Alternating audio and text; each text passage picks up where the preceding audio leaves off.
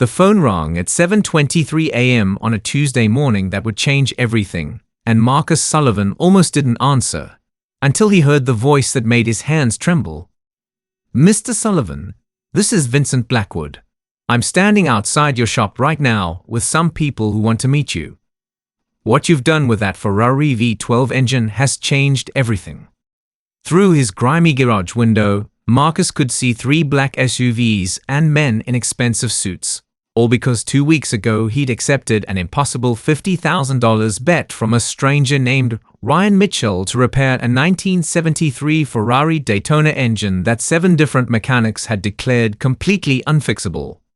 What Marcus didn't know was that it belonged to Vincent's dead son, Alexander, or that his success would unlock a chain of events that would transform not just his failing auto shop and his daughter's future, but the entire struggling town of Milbrook, Pennsylvania. But let's rewind to where it all began. The weight of dreams 2 weeks earlier, the morning sun cast long shadows across Industrial Avenue as Marcus Sullivan unlocked the bay doors of his auto repair shop. The metal squealed in protest, much like everything else in his life lately. Paint peeled from the concrete block walls, and oil stains mapped decades of hard work across the cracked floor. The sign above the entrance read Sullivan's Auto Repair. Honest work, fair prices, though Marcus wondered how much longer those words would mean anything. He flipped the switch for the overhead fluorescents. Half flickered to life while the others remained stubbornly dark, another expense he couldn't afford. The morning ritual continued as he started the ancient coffee maker, its gurgling the only sound in the cavernous space that smelled of motor oil, metal shavings, and fading dreams. "Morning, Mr. S." Diego Martinez's voice echoed from the entrance as the young man wheeled his bicycle through the door. At 28, Diego had been working at the shop for 3 years, ever since Marcus caught him trying to hotwire a car in the parking lot behind Rosa's Corner Cafe. Instead of calling the police, Marcus had offered him a job. "Morning, Diego. How's your mother doing?" "Better, thanks. The medication you helped pay for is working." Diego hung his helmet on a hook and grabbed his coveralls from a locker. "What's on the schedule today?" Marcus glanced at the appointment book, its pages more empty than full. "Mrs. Patterson is bringing in her Buick for an oil change around 10. Frank Torres needs his transmission looked at, but he's still deciding if he can afford the repair." The reality hung heavy between them. Frank Torres, like half the people in Milbrook, was struggling to make ends meet. The manufacturing plant had closed 2 years ago, taking most of the town's decent-paying jobs with it. People were holding onto their cars longer, patching and praying instead of properly fixing. Marcus understood he was doing the same thing with his business. "Mr. S, I've been thinking." Diego pulled on his work boots, laces frayed but still holding. "Maybe we should expand our services. I've been watching online videos about hybrid repairs, and there's good money in that."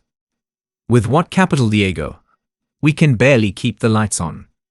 Marcus's voice carried the weight of 3 months behind on rent, a daughter heading to college, and a banknote that grew more threatening with each passing day. The stranger's proposition, the bell above the front door chimed, and both men looked up to see Ryan Mitchell enter. He appeared to be in his late 30s, wearing clean but modest clothes. Dark jeans, a button-down shirt that had seen better days, and work boots that suggested he knew his way around machinery. What struck Marcus wasn't his appearance, but the way he carried himself, like a man accustomed to being in control, even when he was trying not to show it. "You Marcus Sullivan?" "That's me. What can I do for you?" Ryan glanced around the shop, his eyes taking in every detail. The organized tool rack, the clean workbenches despite their age, the methodical way parts were sorted and labeled. "I hear you're good with engines.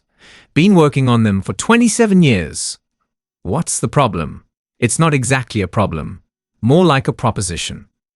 Ryan reached into his jacket and pulled out a thick envelope. "How would you feel about making $50,000? Diego dropped the wrench he'd been holding. It clattered against the concrete, the sound echoing in the sudden silence. Marcus felt his stomach tighten, In his experience, propositions that started with large sums of money usually ended badly. Depends on what I'd have to do for it. Fix an engine. Must be some engine for that kind of money.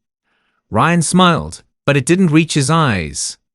1973 Ferrari Daytona V12. Some people say it can't be fixed. Marcus had worked on Ferraris before, back when he was younger, and the shop attracted customers from Philadelphia who had money to burn on exotic cars. The Daytona was legendary. A front-engine Grand Tourer with a temperamental but beautiful V12 that could make grown men weep when it ran properly. What's wrong with it? 7 mechanics have tried to rebuild it. 2 of them were Ferrari specialists with factory training. All of them gave up. Ryan set the envelope on the workbench. This contains half the money. You get the rest when the engine runs.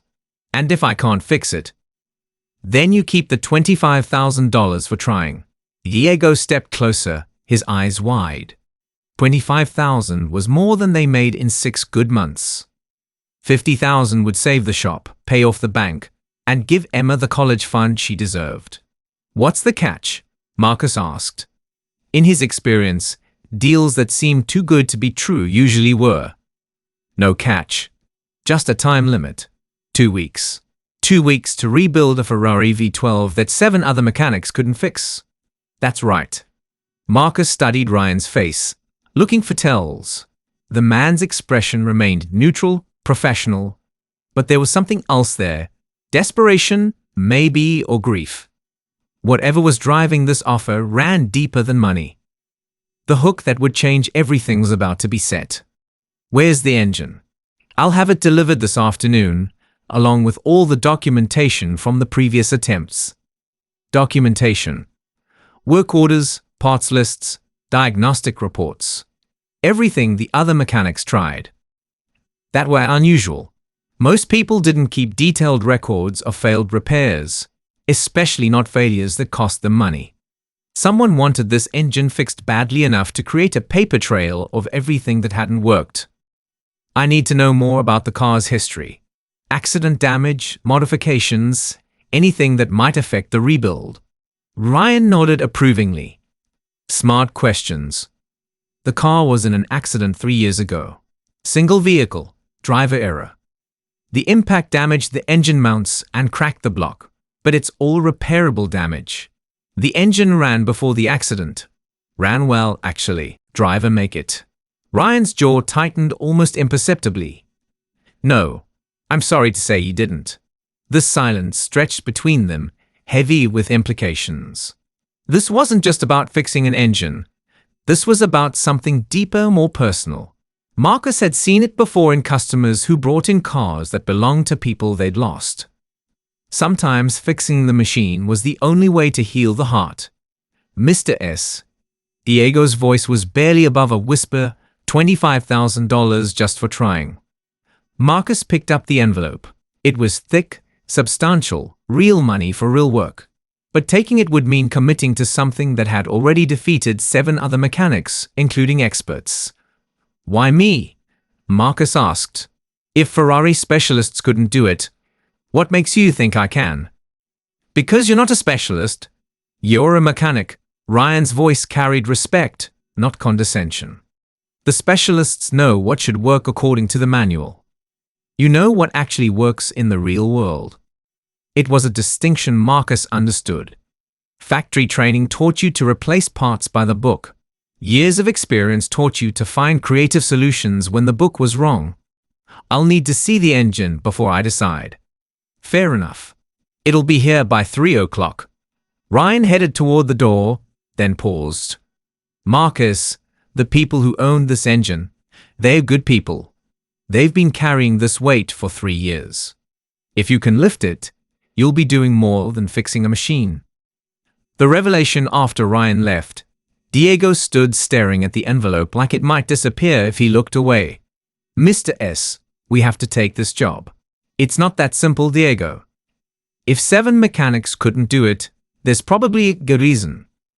But $25,000 just for trying, that pays the rent for the rest of the year. Marcus knew Diego was right. They were 3 months behind on everything, and Sarah Morrison at the bank had been increasingly pointed in her reminders about the loan payment. Emma had been accepted to Penn State, but without money for tuition, she'd end up working at the cafe like her mother had before she died. Let's see the engine first. Then we'll decide. The rest of the morning passed in routine maintenance. Oil changes, brake pads, simple repairs that kept food on the table but wouldn't save the business.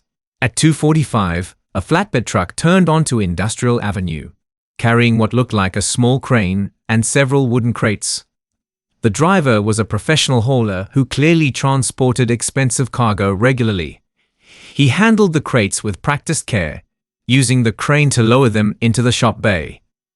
Once he left, Marcus and Diego stood looking at 3 wooden crates that contained either their salvation or their biggest mistake.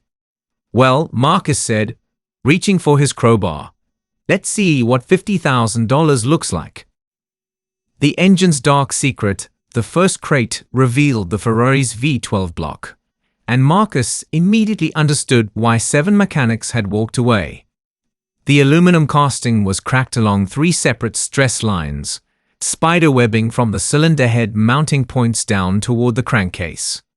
Metal fatigue from the accident had created fractures that would normally require complete replacement, except Ferrari hadn't manufactured this particular block variant since 1975.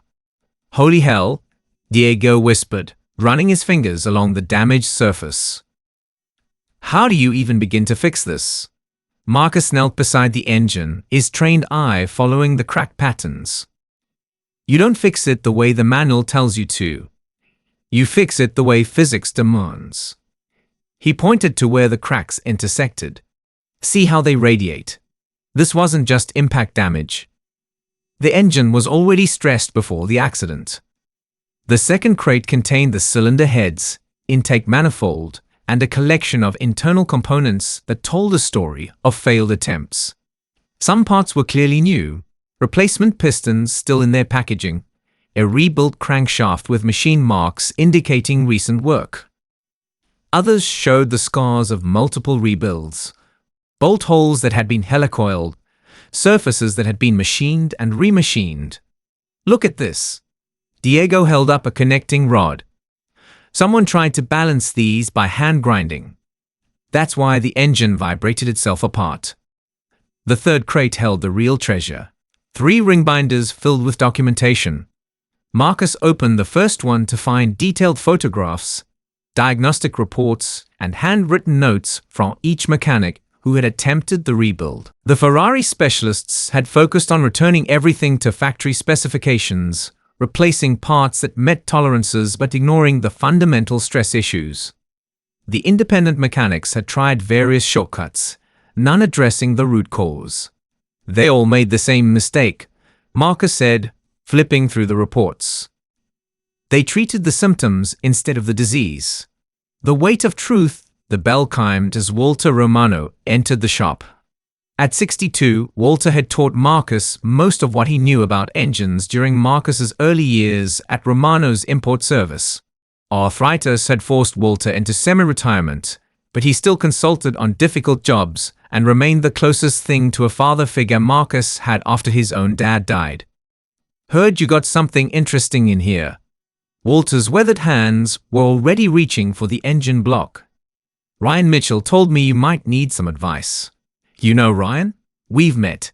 Good man, carrying a heavy load."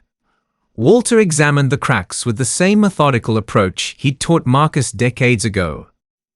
"This is Alexander Blackwood's engine." The name hit Marcus like cold water.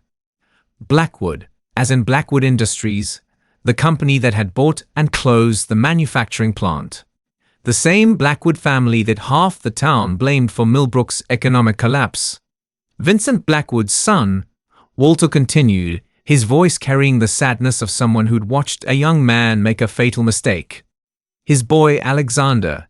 Kid was 22, brilliant engineer, loved fast cars more than was good for him."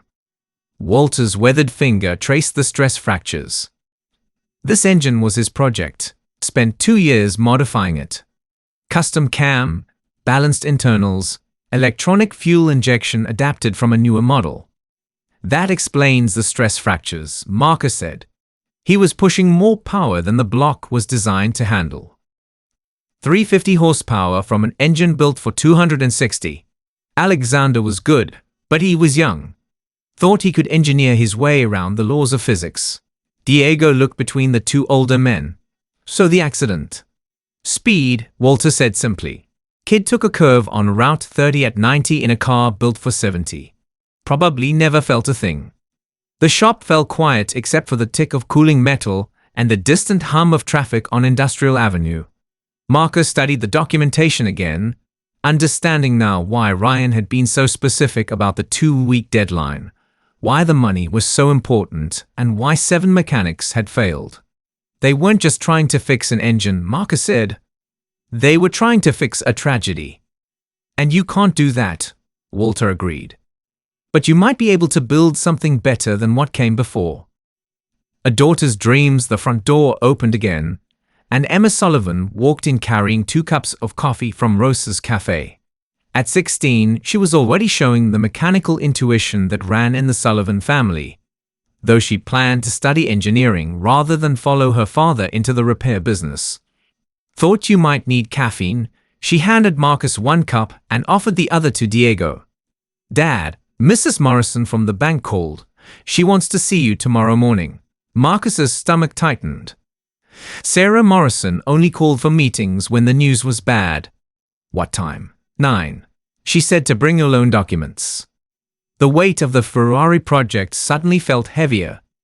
This wasn't just about proving he could fix what others couldn't. It was about saving everything he'd built over the past 15 years. Emma, I need you to do something for me.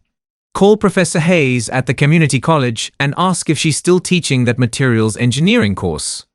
Why? Because I think we're going to need some expert advice on aluminum welding.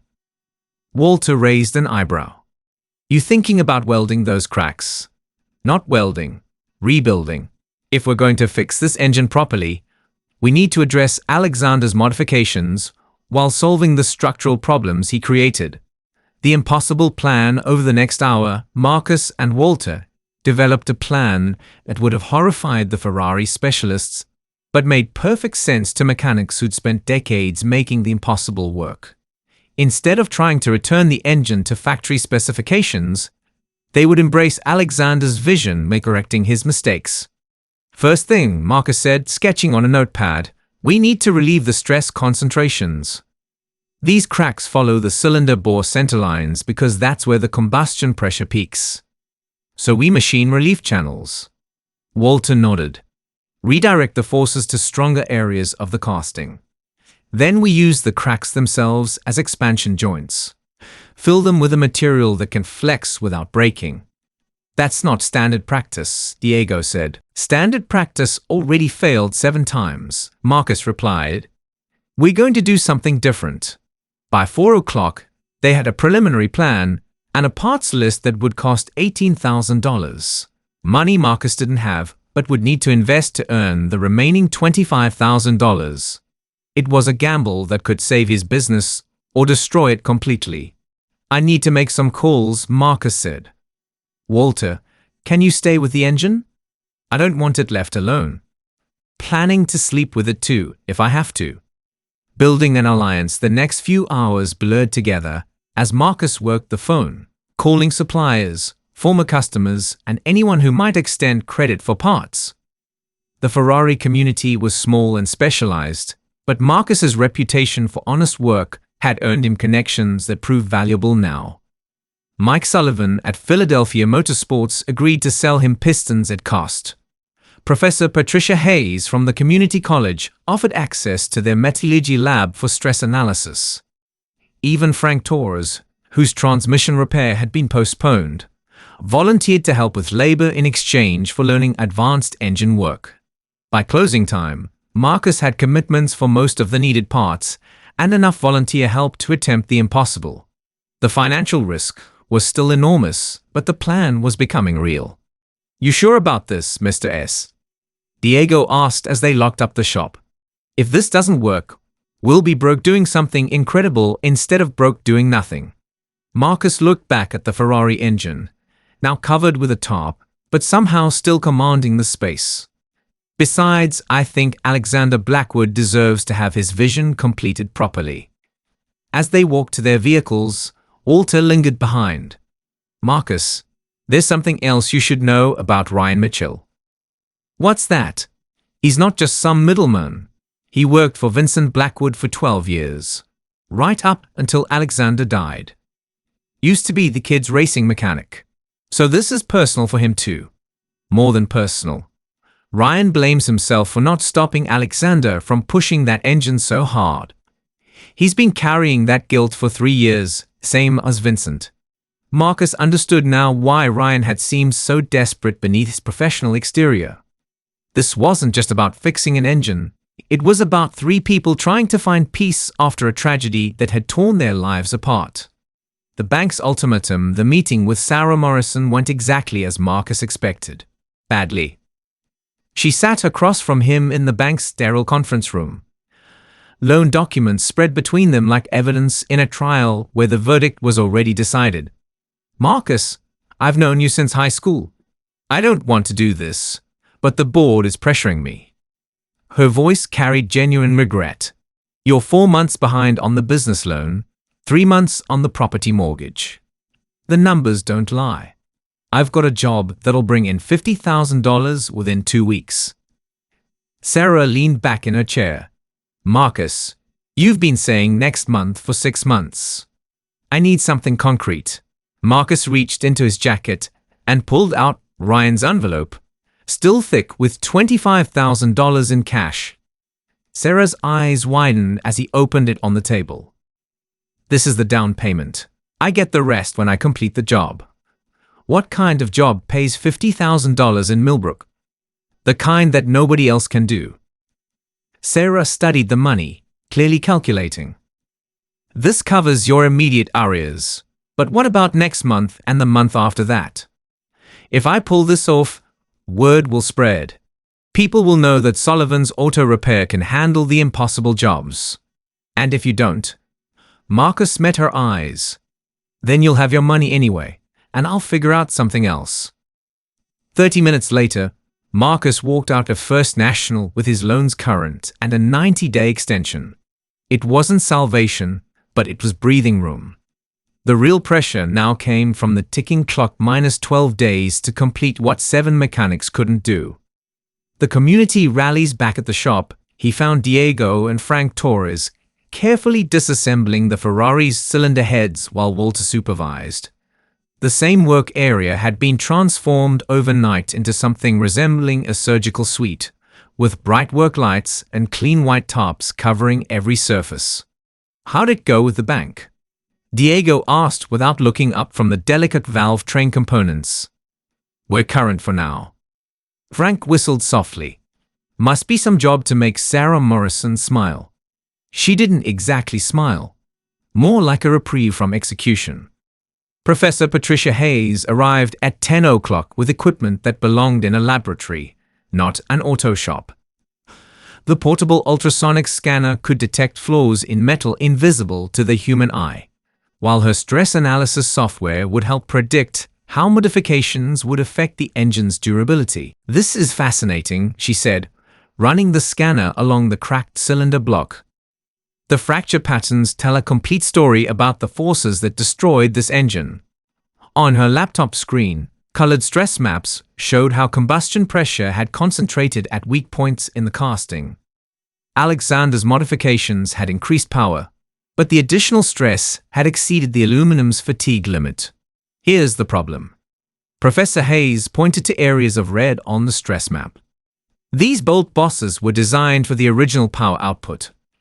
When Alexander increased combustion pressure, the forces had nowhere to go except through these failure points. So we reinforce the weak areas, Marcus said. Not just reinforce, redistribute. If we add material here and here, she indicated specific locations, we can create new load paths that spread the stress over a larger area. The solution was elegant in its simplicity, but complex in execution. They would machine precision channels into the block. then fill them with a specially formulated aluminum-bronze alloy that was both stronger and more flexible than the original material. The result would be an engine block that could handle Alexander's power modifications without the structural failures that had plagued the original. The metallurgical challenge by noon, they had a complete metallurgical plan and a parts list that made Marcus's stomach clench. The specialized alloy alone would cost $4,000, and that was just the beginning. "I know a guy," Walter said, studying the requirements. "Runs a racing shop in Charlotte. Owes me a favor from 20 years ago." "What kind of favor?" "The kind that saved his marriage and his business. He'll help." While Walter made calls, Marcus and Diego began the painstaking process of measuring every component. The Ferrari's tolerances were measured in thousandths of an inch, and Alexander's modifications had pushed some dimensions beyond factory specifications. Every piston, connecting rod, and bearing would need individual attention. "Mr. S, look at this." Diego held up one of the pistons, pointing to barely visible marks on the crown. "These aren't impact marks from the accident. This is detonation damage." Marcus examined the pitting carefully. Alexander was running too much time in advance. The engine was destroying itself even before the crash. So fixing the cracks won't be enough. Not even close. We need to rebuild this thing from the ground up, but do it right this time. Unexpected allies, the afternoon brought a steady stream of visitors. Word had spread through Milbrook's tight-knit community that Sullivan's Auto Repair was attempting something extraordinary. Rosa Patterson stopped by with sandwiches and stayed to watch the precision measuring process. Father Miguel Rodriguez blessed the engine, half joking that it might need divine intervention. Most surprising was Billy Torres, who owned the competing auto shop on the other side of town. Marcus and Billy had maintained a professional rivalry for years, competing for the same customers in a market too small to support both shops comfortably. "Heard you took on the Blackwood job," Billy said, examining the disassembled engine with professional interest. "News travels fast. Faster when people are hoping you'll fail." Marcus looked up from his work. "And you?" Billy was quiet for a moment. "My dad worked at the plant for 37 years. When Blackwood Industries closed it down, he never found another job that paid half as much. He picked up one of the damaged pistons, turning it in his weathered hands. But that boy Alexander, he wasn't his father. Kid used to bring his car to my shop sometimes, ask questions about engine tuning. He was trying to learn the right way." "So what are you saying?" "I'm saying if you need parts, I've got a contact in Miami who specializes in Ferrari engines. No markup, just cost. Why would you help me?" Billy set down the piston and looked directly at Marcus. "Because if you can pull this off, it proves that small-town mechanics can still do world-class work. That's good for all of us." The hidden innovation by 4 o'clock. The shop had become an unlikely collaboration hub. Professor Hayes had set up her equipment in the corner, running continuous stress analysis on each component. Walter was coordinating parts deliveries from 3 different states. Frank Torres was learning precision measuring techniques that would serve him well in future jobs. The real breakthrough came when Diego discovered something in Alexander's engineering notes. Detailed drawings hidden in the back of one of the binders that showed a completely different approach to the engine's internal balance. "Look at this." Diego spread the drawings across the workbench. Alexander wasn't just increasing power. He was trying to reduce vibration by changing the firing order. Marcus studied the complex calculations. "The kid was more sophisticated than I thought. This isn't just hot rodding. This is serious engineering." But the other mechanics didn't understand what he was trying to do. Professor Hayes added, looking over Marcus's shoulder. "They rebuilt it to factory specifications and undid all his improvements. That's why it kept failing," Walter said. "They weren't fixing Alexander's mistakes. They were erasing his innovations." The revelation changed everything. Instead of correcting Alexander's work, they would complete it. The young engineer had been on the right track, but he died before he could finish developing his ideas. 3 years later, Marcus was in a position to honor Alexander's vision while fixing the execution problems that had led to tragedy. "This is going to take longer than I thought," Marcus said, studying the complexity of Alexander's modifications. "How much longer?" Diego asked. "If we do it right, exactly right, we'll need every minute of the 2 weeks Ryan gave us." Racing against time, the specialized alloy arrived from Charlotte at 6 o'clock in the morning, delivered by a driver who'd driven through the night. Marcus signed for the shipment while Diego and Frank unloaded 50 pounds of aluminum bronze ingots that would either save the project or bankrupt him completely. $4,000 of metal, Diego said, hefting one of the bars. "Feels like holding rent money." "Feels like holding possibility," Marcus corrected, but his stomach agreed with Diego's assessment. Professor Hayes arrived with her portable welding equipment and a stern expression. "Before we begin the metallurgical work, I need you to understand something. This alloy requires precise temperature control. Too hot and it becomes brittle. Too cool and it won't bond properly. The margin for error is less than 50 degrees. How precise is precise? Pyrometer readings every 30 seconds. Controlled atmosphere. Preheat and post-heat cycling. This isn't backyard welding, Marcus. This is material science." The first attempt to weld the stress relief channels was a disaster. Despite careful temperature monitoring, the joint cracked during cooling, ruining 6 hours of preparation and $300 worth of alloy. Marcus stared at the failed weld, feeling the weight of diminishing time and resources. What went wrong? Thermal expansion mismatch, Professor Hayes explained, examining the fracture under magnification.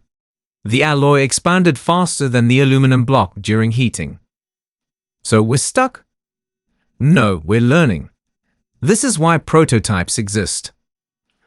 Walter suggested a solution that violated every modern welding textbook, but made perfect sense to anyone who'd worked with dissimilar metals for decades. Instead of trying to match thermal expansion rates, they would use the mismatch deliberately, creating controlled stress that would actually strengthen the joint.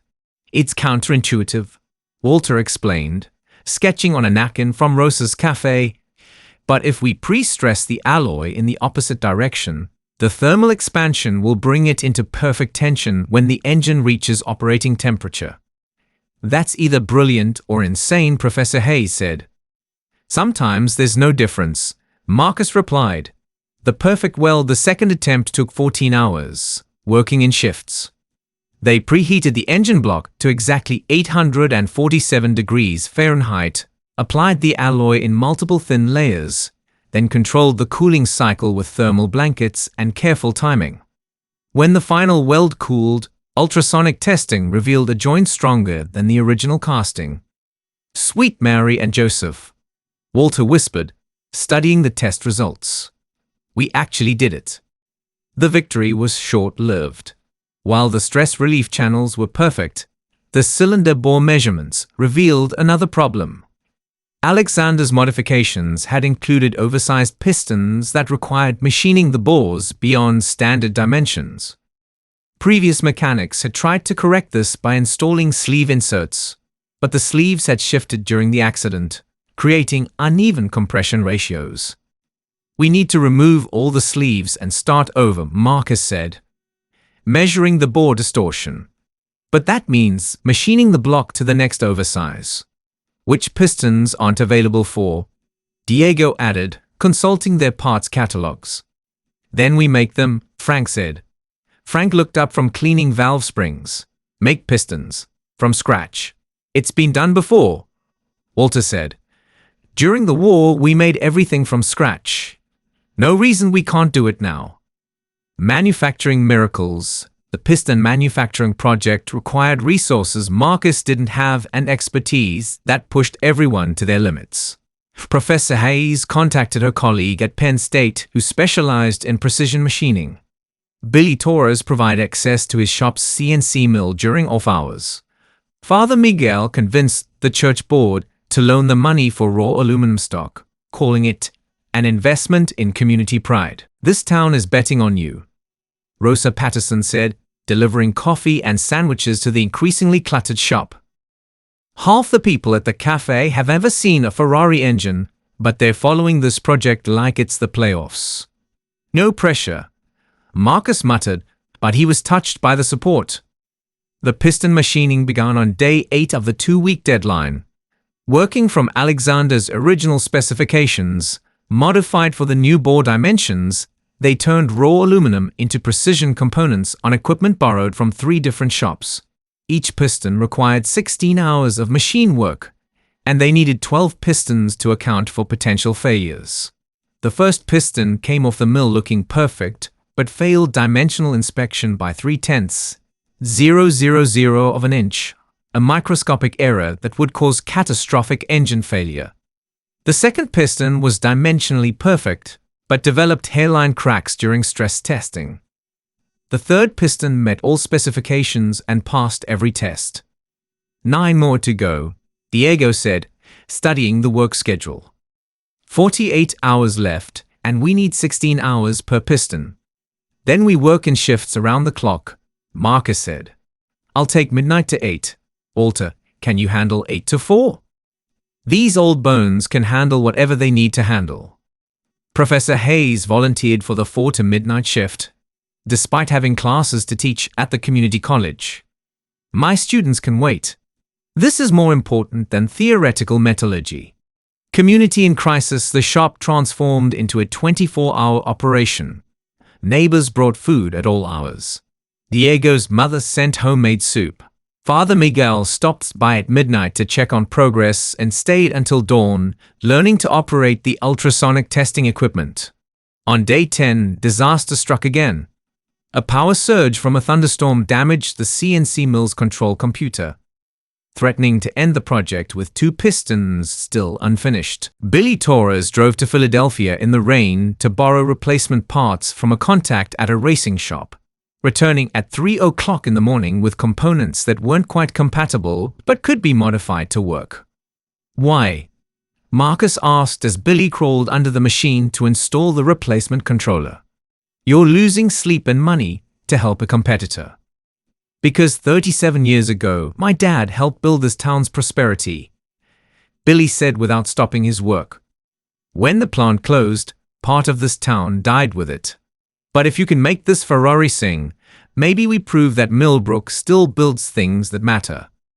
The final pistons were completed with 18 hours to spare, but installing them revealed another challenge.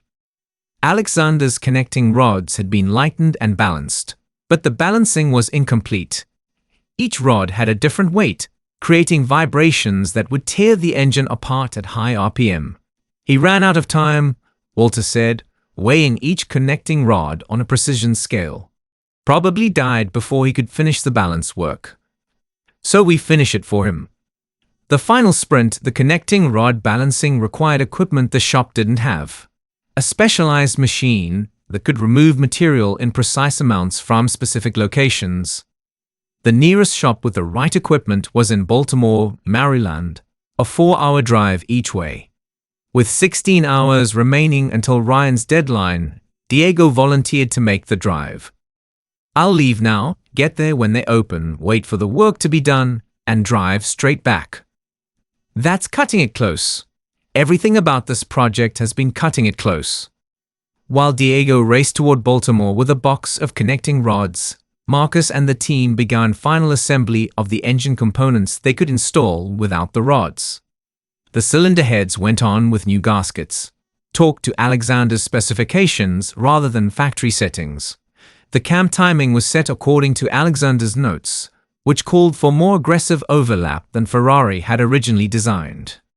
This is either going to run like a dream or explode spectacularly, Walter said, installing the custom welded oil pan.